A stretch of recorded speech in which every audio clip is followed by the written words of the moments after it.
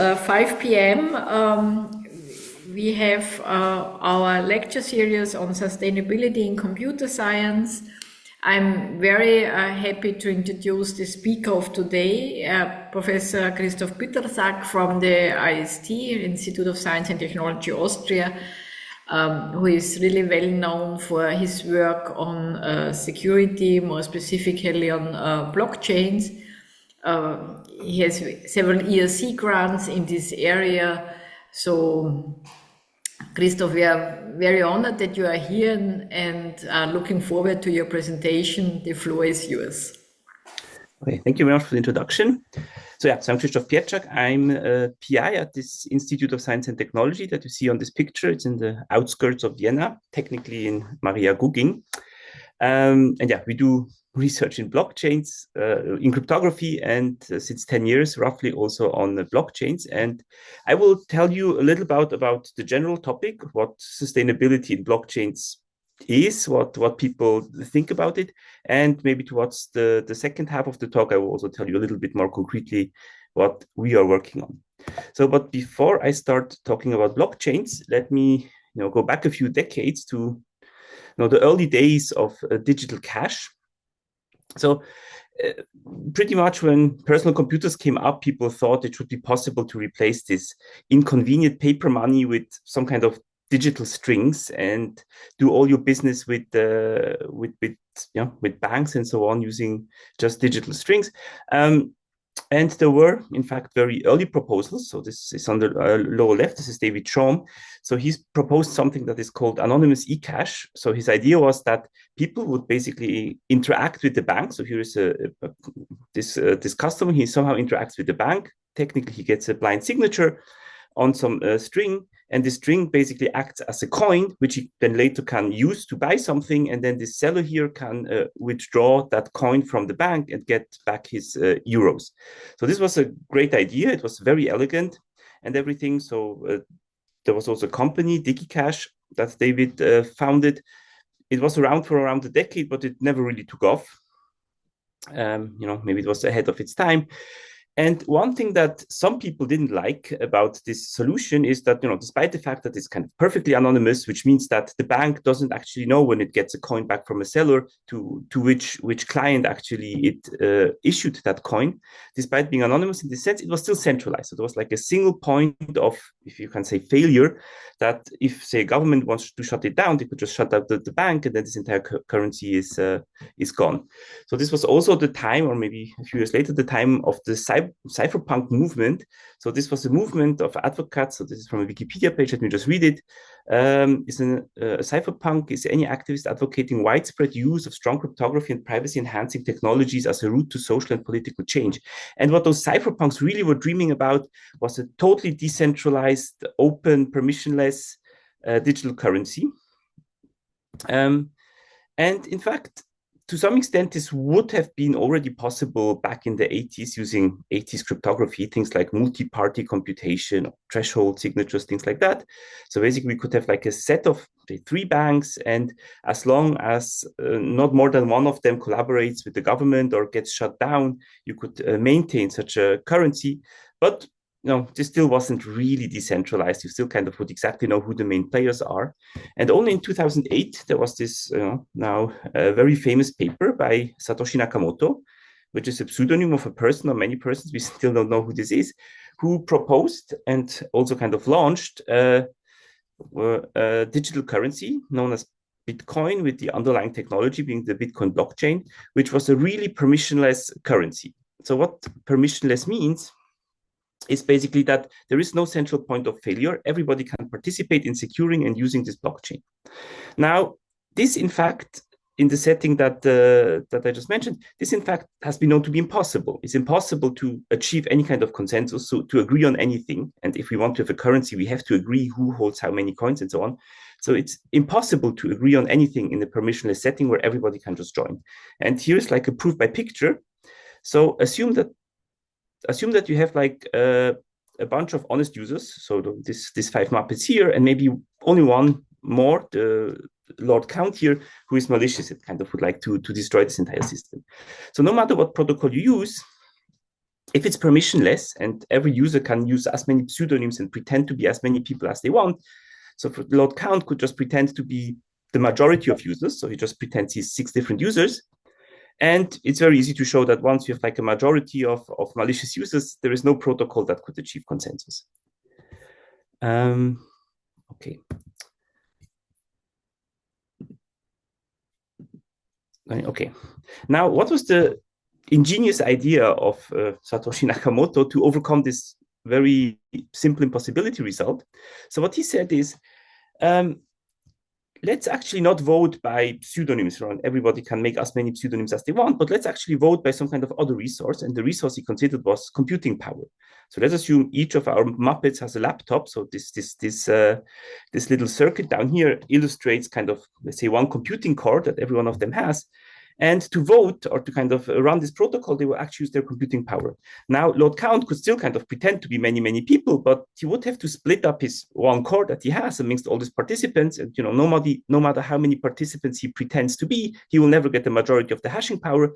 And very informally, this is how Bitcoin achieves its security.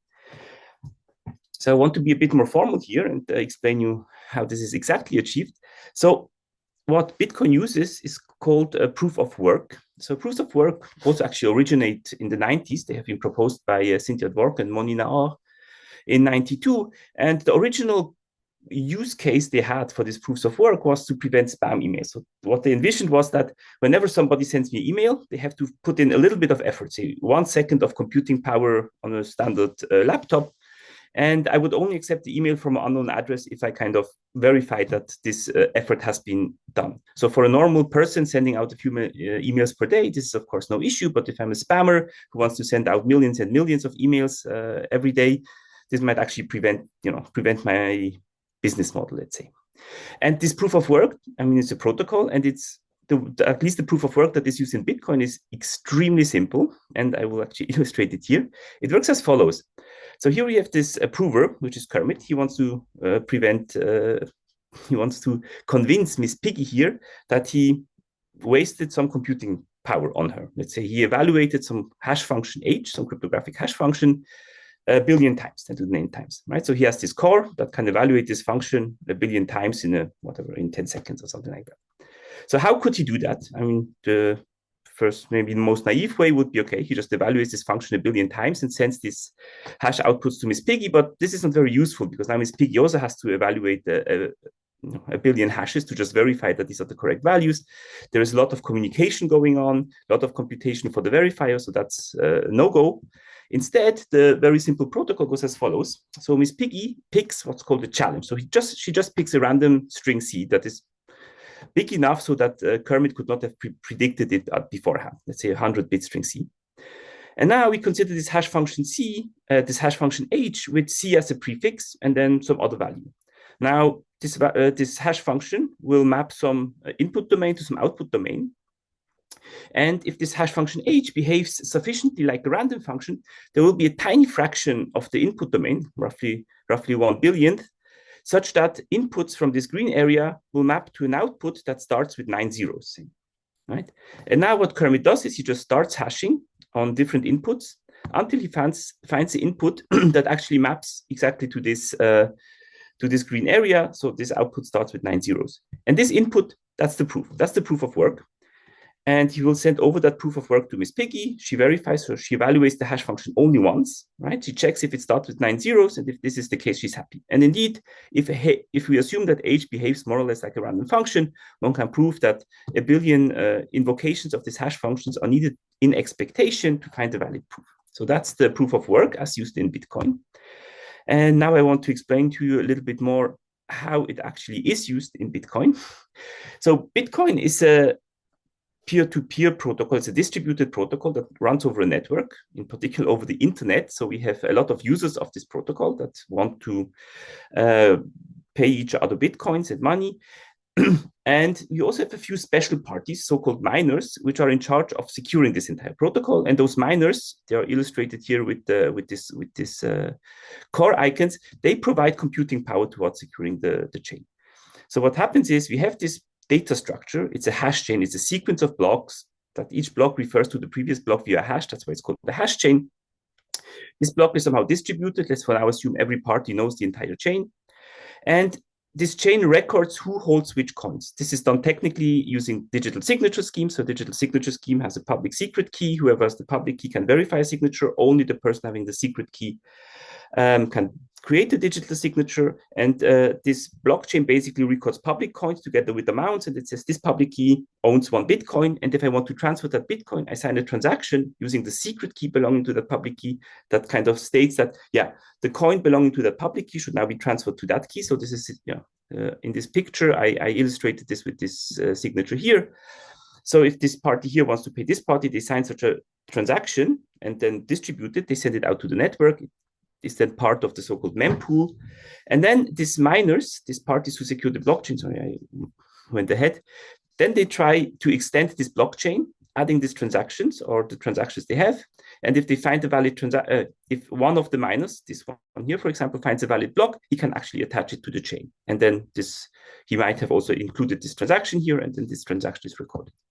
I want to be even more precise how this actually goes. So here's this blockchain.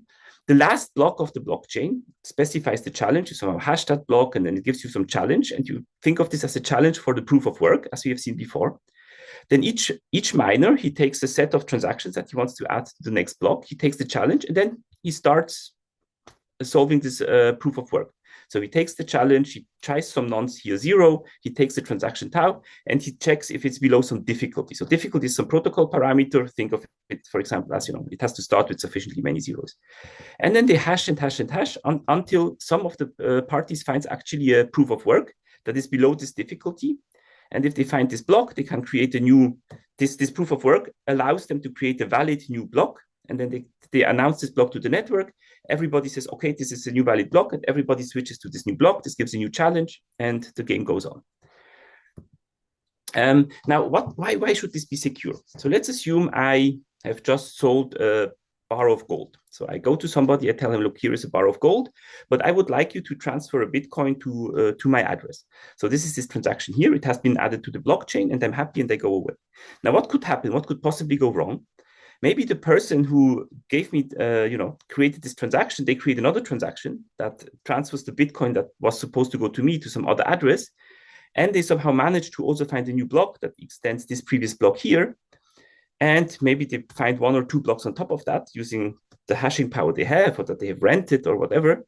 And now there is a new chain. There is a so-called fork. So there is a fork that contains my transaction and the adversarial transaction. And Bitcoin specifies that whenever you see such a fork, which could be due to an attack, but typically it will just happen because 2 miners happen to find blocks at more or less the same time. Whenever you see such a chain, you should follow the chain that is longer and flip a coin if they have the same length. So in this case, everybody would move to the upper chain here. And my gold bar is lost, but also my transaction is lost because I can no longer include it into the chain because it's no longer valid. The money has been transferred to another address, and I'm screwed. So instead, what you do, Bitcoin specifies that whenever you have a transaction that you really care about, you should wait for sufficiently many blocks to be added on top of that transaction. Typically, something around 6 is recommended. In Bitcoin, blocks arrive roughly every 10 minutes, so you have to wait for an entire hour. But once you see, okay, there are 5 blocks on top of mine, okay, that's fine. And the rationale why this is a good idea is as follows. It says that, look, anticipate an adversary who really tries to make a fork as before. But assume that this adversary also has significantly less hashing power than the honest parties combined. Now, the honest parties will see my blockchain because this is the only one. So they will work towards extending this blockchain. And because they have more hashing power, the chain that they can create is most likely longer than the potential chain that the adversary can create, at least at the point where we have 6 blocks on top of it. That's pretty much it. That's the hand-wavy security argument for Bitcoin. Okay, that's so much to the basics of Bitcoin and proof of work mining. So when people do research in Bitcoins or when they talk about Bitcoins, there are two main topics that one discusses. One is really the consensus protocol, the consensus layer that I mentioned now. So this is how to maintain this blockchain, how to maintain this data structure that can be used to record things, for example, transactions in Bitcoin, in a way that is immutable. And once the transaction is in, it stays there forever. So this is the consensus layer. But of course, then there is also the question, what should you actually put in terms of data on this blockchain? So in Bitcoin, it's really just very simple transactions. As I just mentioned, it's basically a signature on onto public keys and some amounts that specify to which new public key the coin belonging to some particular public key should be transferred. There is a little bit of extra functionality beyond that, but really not much. But then there are other blockchains. You might have heard of Ethereum, which has an extremely powerful, even Turing-complete scripting language that allows you to put things, so-called smart contracts on the chain, which pretty much allow you to put any kind of contract on a chain that you could express digitally. For example, it could be an auction, it could be a lottery, it could be some kind of gaming stuff, and so on. Now, okay, this is a lecture about sustainability in computer science. And when people talk about sustainability in the context of blockchains, there are at least 3 different topics that come to mind, or 3 different things that they might be actually thinking about. One of the topics that I will tell you a lot about in this particular talk is the ecological footprint from this proof of work mining. So I told you, to secure a blockchain, the honest parties have to constantly waste more hashing and computing power than a potential adversary. That's obviously not a good idea. And how to improve this, that's going to be the theme of much of this talk today. But there are other aspects, for example, or in particular, scalability. One major problem of the blockchain solution that I just presented to you, as compared to, say, a centralized solution with just one bank, is that everybody participating in this protocol has to verify every transaction of everybody else. So if somebody in Zanzibar buys a coffee in the shop and this transaction is recorded on the chain, then if I participate in the chain, probably should, as a good citizen, should verify that this is indeed the correct transaction. And so how the complexity then grows quadratically rather than linearly in the amount, in the number of transactions. How to handle this and how to create blockchains or decentralized currencies that can actually handle large amounts of transactions is another important research area and another important challenge that this area poses. But there's not only this disadvantages of blockchains. There is also a lot of research and discussions. And if you go on YouTube and just type in blockchains and sustainability, most of the things you will find is actually how blockchain can help sustainability in the real world. And I will also mention a few of those aspects in this talk. So I will start actually with the scalability aspect. So this is AI's interpretation of a money bottleneck.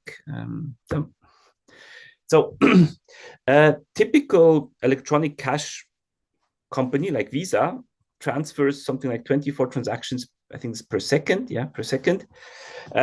They could actually even handle much more than this if they had to. I think this was just like a peak at some point, because it's a centralized solution, right? They just need, if they want to transfer 240,000, they just need twice as many servers. On the other hand, Bitcoin only manages to do something like 7 transactions per second, because these blocks cannot be too big and they only arrive every 10 minutes for technical reasons. And there have been, so of course people looked into ways to scale this, because if we want blockchains at some point to really replace, say, Visa, we need better solutions than that. And in fact, there are other blockchains like Ethereum, you see these numbers here, which can handle significantly more transactions. And I will sketch you some of the ideas that have been used to achieve this scalability issue. So now the simplest idea that one could have, if one is faced with the problem that the transaction, that the blockchain simply doesn't carry enough transactions, is to increase the block size. Instead of 100 transactions, I'm going to allow up to 1,000 transactions per block, or the block arrival rate. I don't want the blocks every 10 minutes, but like every minute or every 10 seconds. Now, this works to some extent, but of course, it doesn't really address the problem. I mean, still now everybody has to even download many more transactions, verify many more transactions. So this only goes to some point. In fact, we will have another presentation in this series on January 27 by Georg Fuchsbauer, who will tell you a little bit about how to address this particular problem in privacy-preserving blockchains. Another idea that comes to mind is sharding. So here the idea is basically saying, okay, look, I have this one blockchain, but maybe instead of just having one blockchain, I'm going to have many blockchains, and different subsets of users will be in charge of maintaining each of those shards. And if you design it in a very clever way, you can somehow achieve security for each individual shard, which is almost as good as if all those participants would just have been trying to secure one single shard. Of course, this is still very tricky, technical. For example, what if you have transactions that have to go from one shard to another shard, and somehow these committees that maintain those shards have to talk to each other and so on. But this is definitely also a solution that is being deployed. And then there are so-called layer 2 solutions. Here, the general idea of a layer 2 solution is saying that, let's call the blockchain itself a layer 1. So everything that is recorded on the blockchain is a layer. This is a abstract layer. We call this layer 1. Now, on top of that, we could have another layer which somehow maintains some data, does some computation, some kind of protocol that does take care of many of the transactions and computations that have to be performed, but only part of it will actually hit the layer 1, and there will be just a quite manageable amount of data that has to be put on the actual blockchain, while most of the work is being done outside of it. So maybe one of the two most popular layer 2 proposal solutions are so-called rollups. So here the idea is to use, let's call it cryptographic magic. So very powerful cryptographic tools, so-called ZK-SNARKs, which stands for Zero Knowledge Succinct Non-Interactive Arguments of Knowledge. So these are proof systems which basically achieve the following. Let's assume you have a very big statement. You say, look, here is a blockchain. It contains of 10 terabytes of data. Here is a set of transactions, or even more complicated, some kind of transactions that change the state of this blockchain into a new blockchain. Here I have some very short commitments to this previous blockchain, the new blockchain, and the set of transactions. And the ZK-SNARKs now allow you to create a very short proof that certifies that indeed I know this blockchain that belongs to this hash, that is committed in this hash. I know a set of transactions for this particular, this other commitment, and these transactions added to this particular blockchain will result in a blockchain whose hash is this third value. So the only thing that the person now has to verify, even if it's millions of transactions and the blockchain with billions of blocks, the only thing that the person has to verify is this short statement that is basically independent of the size of the actual committed statement. So ZK-SNARK stands for zero knowledge. So this is mostly a privacy property, which often is not even used. It's used in privacy-preserving blockchains, but typically not. Succinct is the important part. So this is a very succinct short proof, sometimes just a few kilobits or something like that. It's non-interactive, which means I can locally compute it. If I want to prove a statement, I can locally, non-interactively compute this proof, and it convinces everyone else. And it's an argument of knowledge. Argument basically means it's a proof, but it's only computationally sound. It's not so important.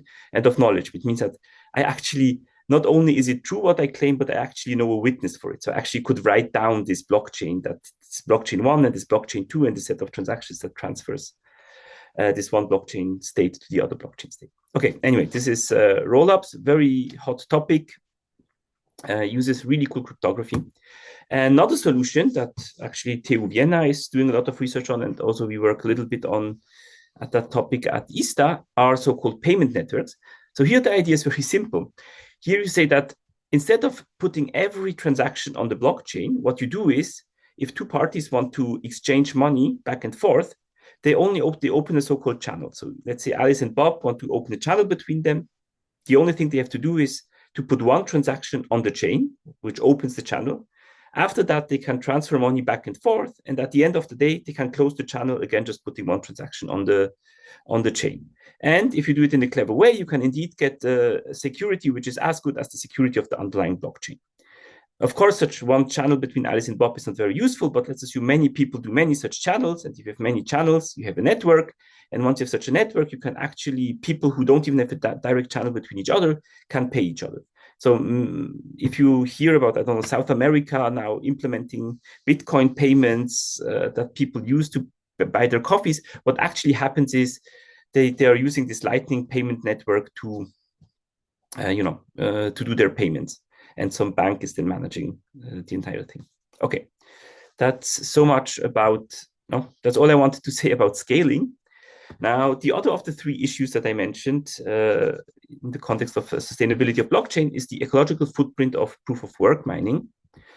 So when Satoshi Nakamoto proposed Bitcoin, the idea he had in mind was the following. He was maybe sitting in front of his computer and he said, look, my CPU is idle 90% of the time, and people could just use these idle CPU cycles to secure Bitcoin by mining these proofs of work to secure the blockchain. Now, indeed, that's what kind of happened in the very early days of Bitcoin, 2008, 2009, when Bitcoin was mostly under the radar. There were just a few hardcore enthusiasts using it. But as soon as Bitcoin gained a little bit in money, I mean, probably still in the cents or lower dollar values, people said, oh, look, we can use actually graphic cards. Back then, they were used, I think, mostly for computer gaming. These days, of course, more for machine learning. But anyway, people said graphic cards are actually much more efficient. So most of the mining moved to GPUs.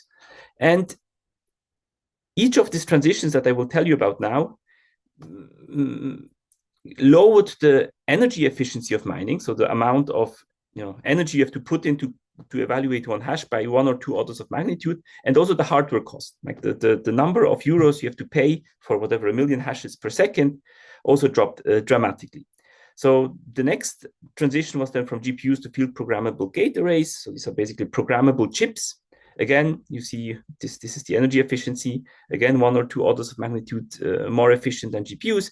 And these days, all the mining is going on ASICs, application-specific integrated circuits. This basically just means that you make a layout of a chip which does nothing else than, in the case of Bitcoin, compute the SHA-256 hash function.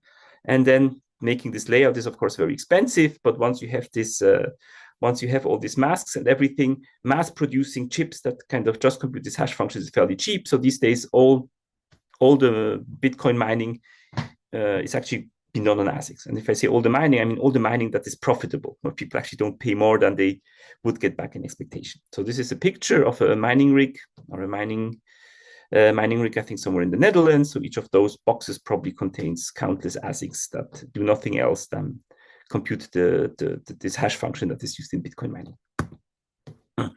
So not surprisingly, because Bitcoin is so popular, so why do people contribute hashing power in the first place? Yeah, because they get block rewards. Currently, every time you find a block, you get 3.125 Bitcoins, which is something like 300,000 euros. So people are willing to invest quite a lot of money for mining hardware and also in electricity. And currently, every single transaction, not block, but every single transaction produces something like almost half a ton of CO2. There's also a lot of waste in electronic waste because those ASICs, most of them never find a block at all in their lifetime. So every transaction creates something like 200 grams of electronic waste. And currently, the energy consumption of Bitcoin is assumed to be somewhere, close to the consumption of Poland or Thailand. So you see these bars here. So obviously, already, a long time ago, when Bitcoin was using the electricity of a single power plant, not a mid-sized country, people already started thinking, can we find maybe a more sustainable solution or more ecological solution for Bitcoin mining? Something that has these nice properties of Bitcoin, of the Bitcoin blockchain, but without producing all this electric waste and consuming so much energy. So there were some ideas of still using proof of work, but maybe make this work somehow useful to find things. So Primecoin was such a proposal, but this is really very, very hard to implement. And honestly, I think didn't go anywhere. But the main contender to proof of work, and by far the most popular, apart from proof of work, the most popular resource for maintaining a blockchain currently is so-called proof of stake. And this means the following. So people thought, okay, what other resource than work do we have? We have this blockchain, and this blockchain actually records who holds how many coins. And maybe we could just use those coins for mining. So basically, while in Bitcoin, if you have 10% of the entire hashing power, you have a 10% chance of winning each consecutive block. In a proof of stake chain, you could stake your chain coins, which means you kind of you lock those coins away. You cannot actually use them for some time, but you kind of lock them away for the sake of mining. And then if you own 10% of the staked Bitcoins, you will roughly get 10% of the blocks. Somehow you will be able to create 10% of the blocks. Now, so while Bitcoin is using proof of work, and there is no serious attempts to change that, the second biggest blockchain by market capitalization, which is Ethereum. So Ethereum is a blockchain which has like a very powerful scripting language, has the smart contracts and so on. So Ethereum originally was, I think, started 2015, so almost 10 years ago. It was also a proof of work blockchain, but almost from the beginning, they were thinking how they could change to proof of stake. It was very challenging because it's difficult to design a proof of stake based blockchain, and even more difficult probably to switch ongoing blockchain, which had already back then a quite significant usage and market capitalization, to switch it to proof of stake. So this actually happened in 2022. You might have heard this term. It was called the merge. It was in preparations for like 6 or 7 years.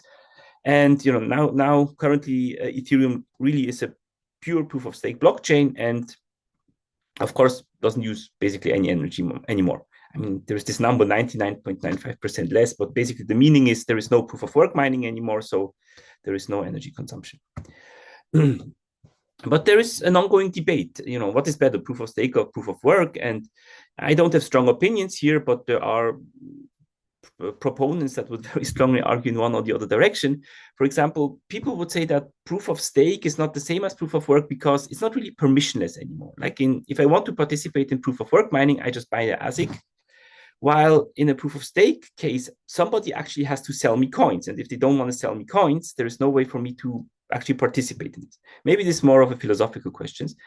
And then there's also the question, actually, how secure can proof of stake based chains be? Because there are actually inherent limitations to what kind of security you can achieve. And I want to illustrate one of those issues in the next 2 slides. And this is so-called long-range attack. A long-range attack basically means that I create a competing fork with the fork that the honest parties currently see, which is fairly long. Think not minutes or seconds, but rather days or weeks or even longer. So the attack goes as follows. So let's assume this is the current chain as seen by the honest parties. And some time ago, a few weeks or so, there were these orange staked coins. So there was like a lot of coins that were staked. At some point, closer in the future, in the past, those coins were actually transferred to a different address. So this ether here were transferred to some other address. Now, at this point in time, so if this is the current worldview, the keys, the secret keys belonging to these orange coins are totally worthless, right? They don't hold any coins because everyone thinks this green chain is the current chain. There is no coins recorded for the secret key of this orange coins, so they are worthless.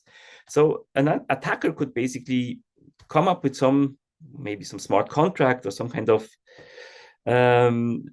means to buy those old useless keys from users who did hold them in the past if they didn't delete them. If you have some coins and you know that there is a market for old coins, why would you delete those coins? You just sell them at some point in time.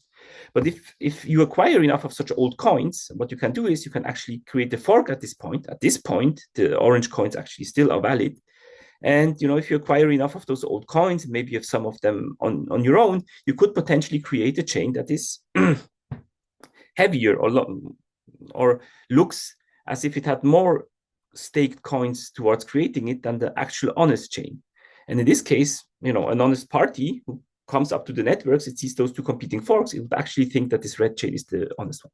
And there is really no good way to prevent these attacks. So what actually is being done in this proof of stake chains is things like checkpointing. So people will say, look, we are online all the time. We see the honest chain, and we will never roll back, or we never go back more than, let's say, 1 day at the fork. Because if it's such a long range attack where somebody wants to convince us that a chain that forked 2 weeks ago should be the honest one, obviously this is an attack. But you have to assume that parties are online all the time. Otherwise, there's really no good way to convince them which of the two is the honest one. Or you have other protocols, other chain selection rules like the Genesis rule, but I don't want to go into this. Or you have not like Nakamoto, this very simple chain where every party just finds a new block and can attach it. But you have chains where you pick subcommittees, which then kind of run a protocol to add the next chain, like Algorand. You have T-type protocols, and so on. So this is just one inherent thing that I wanted to mention. But then you can ask, okay, so there is proofs of work and these proofs of stake, both have pros and cons.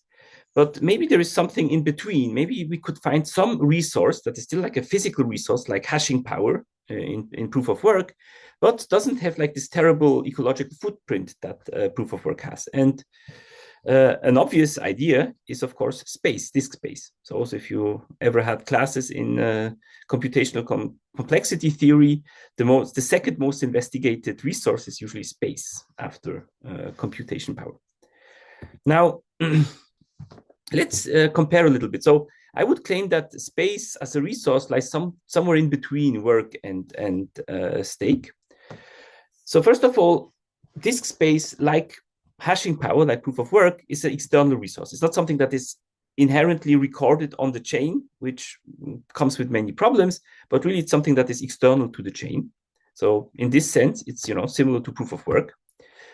On the other hand, if designed correctly, you can actually make proofs of space blockchains. I will sketch you how, where the power consumption is really tiny. So basically, you have this disk, you have to initialize it once, but then for the actual mining, or we call it farming of the blocks, you just have to maybe make a lookup once every few hours or something like that. So the power consumption should be tiny, as in proof of stake, but unlike proof of work, where you constantly have to dedicate hashing power to secure a blockchain. Now, what about the physical hardware that is used to secure the chain? Now, again, in proof of stake, there is none. You just need your normal computer to keep track of the blocks, but there is no mining that would actually require any kind of resource. As mentioned in proof of work, it's this ASICs, which basically can only be used for mining. And once they're done their job, maybe they're outdated, they're just garbage. Whereas in some sense, space would have the promise space, there is no such thing as application-specific space. So if you have a blockchain that is secure using disk space, the thing that you would use for them is just general purpose disk storage. And we know that currently more than half of the disk storage in the world is over-provisioned, which means it's just empty and waiting to be filled in data centers and so on. So if one could leverage this disk space towards securing a blockchain, one could maybe actually satisfy Nakamoto's vision somehow that this over-provisioned resource is being used to secure a blockchain. Now, do proofs of space blockchains exist? So this is actually so proofs of space were proposed originally. So we proposed them back in 2015. We had some academic proposals which were not very satisfying. But then in 2017, there was a startup founded in San Francisco. The CEO is Bram Cohen, so the person who made BitTorrent 2 decades ago. And it launched in 2021. So I've been involved with Chia pretty much from the beginning as scientific advisor. So initially, it didn't work as we hoped, that people would just use over-provisioned disks. In fact, there was a little bit of a hype around Chia. Disks, especially in Southeast Asia, were sold out and the prices surged for some time. But by now this has leveled out, also because Chia is by no means close to the market evaluation of Bitcoin. And another aspect to make it more sustainable that Chia is doing is to collaborate with something that's called the Circular Drive Initiative. So in modern data centers, disks are not used for more than something like 3 years. After 3 years, they start to get, they're not reliable anymore. The probability of a disk failure is still small, but too high for a disk center to be acceptable. And currently those disks are just shredded. But for an application like proof of space farming, these disks are still totally fine. I mean, pretty much any failure probability is okay for proof of space farming. The worst thing that can happen is that you miss on some opportunity of mining a block. But other than that, those disks are totally fine. So there is a collaboration with this initiative to recycle the disks for the purpose of proof of space farming. And another nice property of space. So this actually slides from next year, and I have to update them, and I will show you how it looks now. So another nice property of space is, as I mentioned, it's not application specific. Everyone has disk space at home. Everyone can just go, or if they don't, they can just go to the store, buy a disk, and start Chia farming. And partially because of that, first of all, there are a lot of participants in the Chia network. It has more number of full nodes, or at least last year had more number of full nodes than, say, Bitcoin. And more importantly, it has a very high Nakamoto coefficient. So the Nakamoto coefficient is the following. It specifies the number of parties that would have to collude to break the security of the scheme. Now, in chains like Bitcoin, what happens is we have very large so-called pools, because it's so hard to find a block and get those 300,000 euros for most users that they get together in so-called pools, and then they basically share, whenever one of them finds a block, they kind of share the rewards.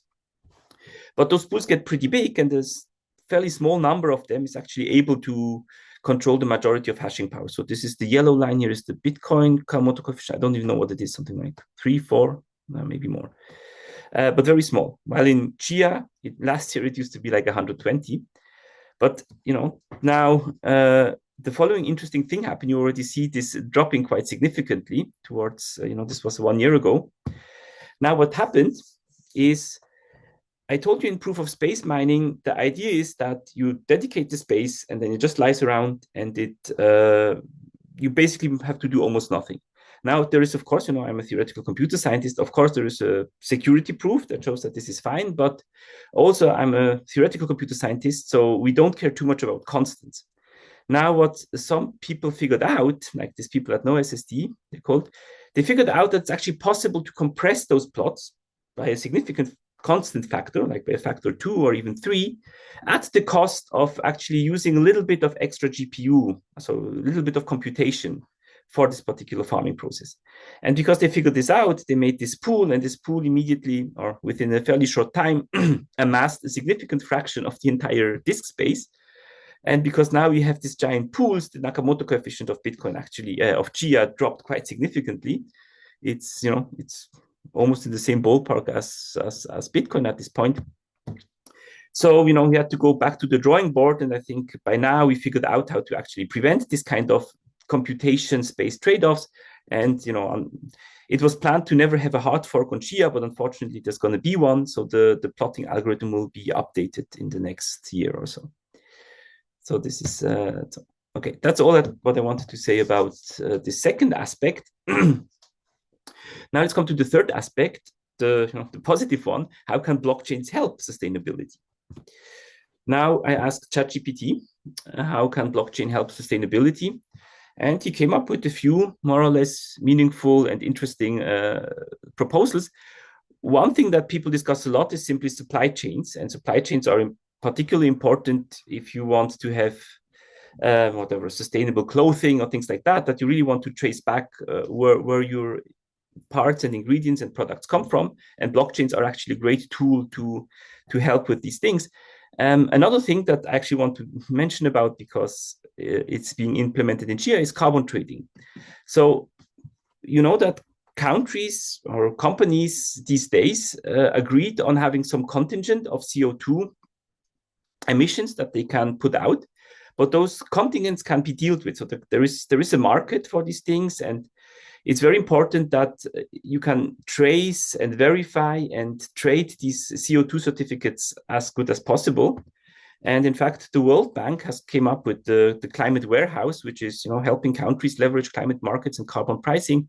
And there is currently a prototype that implements this carbon credit auctions and carbon credit tracings and so on the Chia network. So I'm very curious how this will play out in the long term. But this is, I think, one of the few really great applications for blockchains that I have seen. Okay.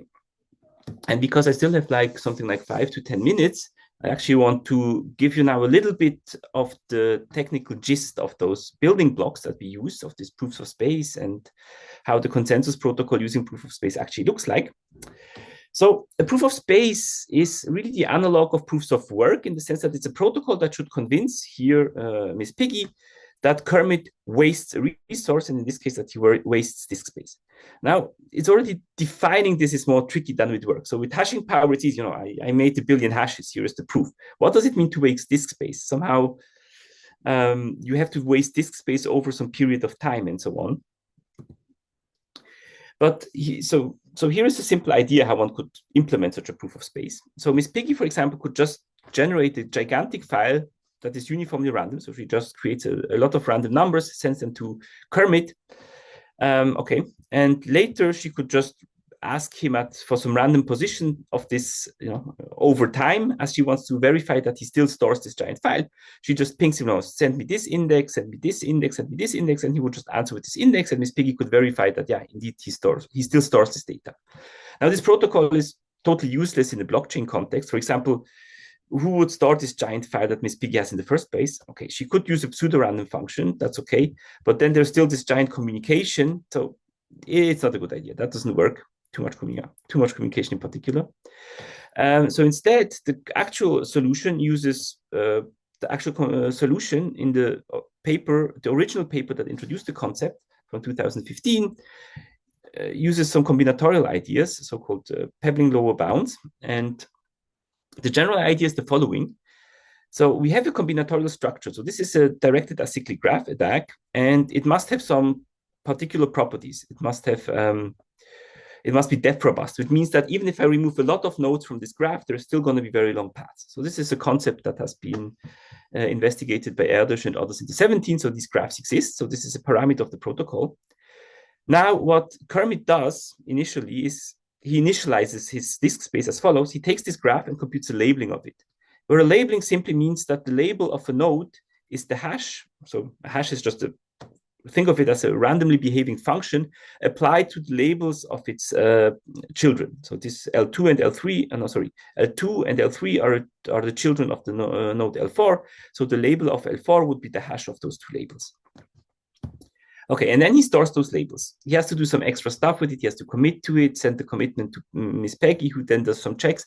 I'm skipping over this, but basically, then to verify that Kermit really stores this huge table of labels, Miss Piggy could simply later ask him for a label, say label 4, and he will send back this label, and Miss Piggy would be able to verify that he indeed did that. Okay. So now, what is the problem? Okay, so that was just kind of a glimpse, a very, very high-level glimpse on how does proof of space look like. In fact, this is not the proof of space that is used in Chia, but it's used, for example, in Filecoin and other systems. The Chia one is even more complicated, so I'm not going to mention this here at all. But there is another, I think, very interesting issue. So once you start creating, or once you try to design a blockchain like the Bitcoin blockchain using proof system like either proof of space or proof of stake, you run into problems. And the reason is as follows. Work has a very nice property, namely, if you have some kind of hashing power, let's say I have an ASIC with 1,000,000 cores. So if I want to find n proofs of work on n different challenges, I indeed will need n times as much computation. So either n times as many cores or n times as much time. So I really have to split my hashing power if I want to satisfy many different challenges. On the other hand, with space and also with stake, this is not the case. Once the resource is in place, for example, once I've really plotted my hard disk and they're already there to use, it doesn't matter if I get one challenge, I can compute the proof of space, or if I get 1,000 challenges, because computing proofs is so cheap, it really doesn't make a difference. Now, is this a good thing or a bad thing? I mean, depends for what application, but for the case of designing secure blockchain, it's a terrible thing, because it immediately creates a huge box of potential attack vectors on this chain. So you really have to design these things differently. One of them, and I will only mention one of them, is bootstrapping. For example, because it's so efficient to compute a proof, once you have the resource in place, you can actually bootstrap chains. So in Bitcoin, so let's say this in Bitcoin, if you have this honest chain, if you want to have a malicious chain that is as long as the honest one, you need as much hashing power for the same time. Whereas, let's assume this is a proof of space-based chain. Here, it's actually sufficient that I get a lot of space just for a very short time. And once I have this space, I can go back, let's say, to the block that was created 2 weeks ago and immediately bootstrap a chain that looks as if I had this space for the entire 2 weeks. Okay, so how is this addressed in Chia? So I will also sketch this analogous to how I sketched how Bitcoin works. So again, we have those, now we call them farmers, not miners, that dedicate disk space. Okay, there is this last block of the chain. It creates a challenge for a proof of space. Now what happens is each of those disks that is around there creates a proof of space. Now this proof of space is somehow hashed and we assign a quality to each proof of space. And the quality, okay, and then on top of this proof of space, somehow one has to, okay, we wait some time, and the time we wait is proportional to the quality of the proofs. In particular, the the farmer that finds the best proof of space, best meaning the one that has the lowest quality, will be the first to announce that they found the block. Now, how do we cryptographically enforce this waiting time? So this is maybe another interesting aspect. So this waiting time is enforced cryptographically using a completely new cryptographic object that I think is very interesting. It's called the verifiable delay function. So how would you cryptographically prove that time has passed? So we can't really, but what we can prove is that we have performed an inherently sequential computation. So this means it's a computation, the challenge is some input X, and there is some difficulty T, and then I have to perform a computation which needs T sequential steps to get to an output, and this is this output here. Oh, sorry. So this is this output here. I get the input, some difficulty, I get the output, and I get some very succinct proof that this is indeed the correct output for this input. And succinct also in particular means sufficiently verifiable. So the person that verifies that this is the correct output doesn't have to redo the computation, but they only do some computation which is basically independent of this difficulty. And now if you assume some lower bound on how fast this sequential computation can go, this also gives you a lower bound on the time that has passed. In particular, it doesn't matter if I have like 1 million of those VDFs or just one, I will always need the same amount of time. So this is how in this particular construction of a proof of space blockchain, you can actually enforce this, this waiting time here. And that's why also this Chia is not called the proof of space blockchain, but it's called the proof of space and time blockchain. Okay, I'm actually basically done, almost done. If you want to know how this how these verifiable delay functions look concretely, so I have this one slide here. So the general idea is as follows. I assume some math background here. So we work in a group. In particular, we work in a group of unknown order. For example, the RSA group. So the RSA group is the group modulo, the multiplicative group modulo n, where n is the product of two large primes. And here I assume that nobody in the world knows those primes p and q. So somehow we have sampled this n and thrown away this factors p and q. Nobody knows them. Now on input x, so if we have now some input x and some difficulty t, the output has to be x to the 2 to the t. And if we don't know the group order, we don't know of any way of computing x to the t to the x to the 2 to the t better than sequentially squaring x t times. So this is basically the input and the output of the VDF. And then there is some very cute protocol with which one can actually certify that this is the correct output. This is also called the proof of exponentiation, and that we mentioned just a few weeks ago. Some of you might have heard that we found the biggest Mersenne prime ever. This is the GIMP project that does this. And this protocol actually played a small role in that, in the sense that GIMP a year or 2 years ago actually adopted this proof of exponentiation to avoid double checking. So before, in this primality search protocol, what one basically has to do is one has to exactly compute exponentiations like that, because that's how primality tests work.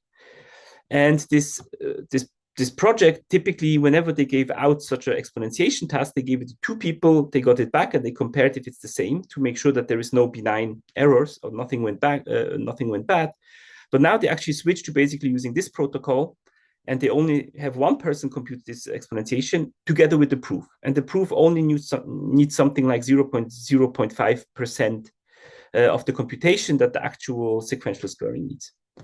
So this is kind of cute that these kind of protocols, which were really invented for the blockchain setting, found application in a totally unexpected area.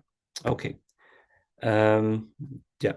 And they're being implemented. And that's actually all I have, because I see I'm already out of time. So we have like 5 minutes for questions. And thank everyone for the attention. Okay, where's the chat? Okay. So thank you very much. I was writing down, one feels your enthusiasm. Yeah, you are really living all these different aspects. I don't ask you how many Bitcoins you have. But 0. I don't have any.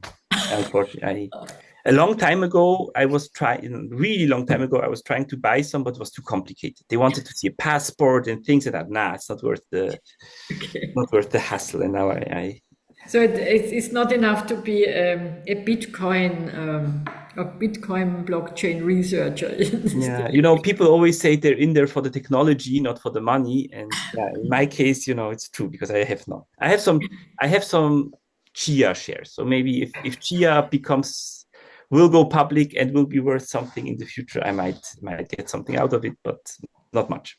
Okay, then you will do some donation to ISTA and to TU Wien. Good. Are there any more serious questions to Krzysztof? You had one slide about blockchain for sustainability. Yes. This was even, okay, you asked ChatGPT, so you burned again energy or water? Yes, yeah. Okay, never mind. But I had recently some discussion with Professor Matteo Maffei, who is a security professor at our faculty. You know him quite well, and he tried to convince me that for Bitcoin blockchains, they might mine sometime when there is a lot of energy production but no consumption. So it's in fact for sustainability, because you don't need you don't waste the energy, you just use it. Yes, I mean, this is an argument by the proponents of Bitcoin saying, oh, it's not as bad because you could use this energy. But of course you could, and some people do, but then it's still also, people also burn coal to mine it. So it's, yeah. Exactly. What we would need to do back to if one finds a problem with one of... I'm just trying to read it.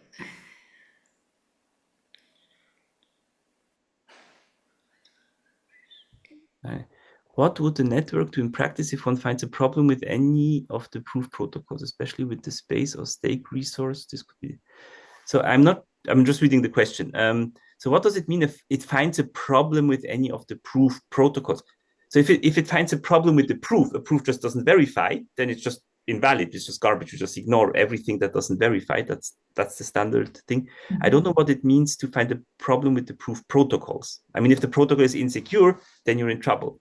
And I think I mentioned a little bit, I mean, I wouldn't say it's insecurity, but the issue with the Chia proof of space protocol, which actually allowed for, from a theoretical perspective, a factor 2 compression using a decent amount of computation. Mm-hmm.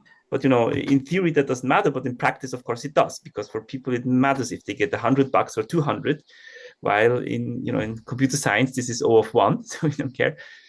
But I'm glad that the Chia people actually found a very nice fix to this. How does Chia implement things in the field of social sustainability, such as rollbacks for accidental or fraudulent? I actually don't know, because I'm really just involved in Chia with the consensus layer protocol. They doing this rollback things actually is an issue, because the chain is actually much more complicated than just adding blocks for some reason. It's an ongoing VDF computation, and then the challenges go out and they are infused, and these things slightly overlap. And so I wouldn't know the details, but I know it's complicated. Thank you for the great talk. How do you think about the possibility that the computation of VDF imposes some implicit? So the VDF doesn't. So the point with using VDFs is that in Chia, while the space is the resource that gives it mining, but the honest parties only need one single VDF to be online and participating in securing the chain. And in fact, what Chia did is they now produced the ASIC for the VDF, and they created a few hundred of them. They are distributed around the world to interested parties. And as long as one of those parties is online and contributing, the chain is secure, as long as also the majority of the space is controlled by honest parties. So it really doesn't matter if the adversary even produces 1 million VDFs. He will not get any advantage out of that, as long as the honest parties have one that is online and honest and participating. It's also difficult because, so in some sense, the space, so in proof of work has like two aspects. It has like a quantitative aspect, the amount of computation, and it has like this time aspect. It somehow enforces flow of time. Like in the proof of space and time, the quantitative aspect is taken over by the disk space, and the time aspect is taken over by the VDF. So we have a paper under submission currently, which exactly specifies which combinations of physical resources would lead to a secure blockchain in which ways. So this is, I think, an interesting research area by itself. So as if one of the students following this lecture perhaps continue with dissertation, you might make an application to ISTA to work in this area. Exactly. Yeah, since it's really exactly 6 p.m. and we have answered, or you have answered all the questions, I would really like to thank you again, Krzysztof. Thanks for organizing this lecture It was series. really exciting, and I feel your excitement about the topic. I'm still not totally convinced if we can, change the world into to digital money with this kind of protocols in a sustainable way. But yeah, we will hear more. Not? We will hear more end of January, and I guess it's not the last research done in this area. Is it hard to start your own cryptocurrency using blockchain technology? You know, it's trivial to start one. It's very hard to make it popular. Because there is, in some sense, because it's much easier to start a blockchain than, say, a car producing factory, right? You really just need basically a GitHub repository. You start it and you launch it. But if you really want to stick out, I don't know how to do it. So that's why I'm just like working as a scientific advisor, and I work on the technical problems, and I'm very happy that I don't have to deal with all those political and economical and all those issues that the startup has to go through. It's very... There was already, as a concerning these cryptocurrencies, I think it was something like 15 years ago, IEEE Spectrum had, no cash anymore, the cashless society. And there are countries where really, at least they are mainly paying with card. I think it's in the Netherlands. That like Sweden, I think it was. It's also, I think this is also, this has something to do with culture, I guess. About Pi cryptocurrency. I have to admit, I don't know, but I'm also not really following the space. So I'm the wrong person to ask. I don't know about the Pi cryptocurrency. Okay. Thank you, Krzysztof, again. Thank you also to the audience for the interesting questions, and looking forward to see you next week again. Bye-bye. Bye, everyone.